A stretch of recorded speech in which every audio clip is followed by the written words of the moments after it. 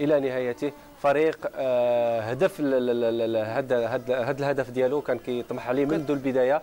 ربما العام اللي فات انه ربما بنى فريق اخر باش يتوج المره الثانيه في التاريخ. غير العديد من الانديه، عديد من اللاعبين، غير العديد من اللاعبين، تقريبا 5 أو 6 لاعبين كانوا من الثوابت الاساسيه للفريق، لي بيلي ديال الفريق، وجاب لاعبين من الفريق من النادي. لذلك هناك يعني دور مدرسه الفريق، استراتيجيه العمل. هنا كنتكلموا على ان هناك استراتيجيه عمل واضحه المعالم.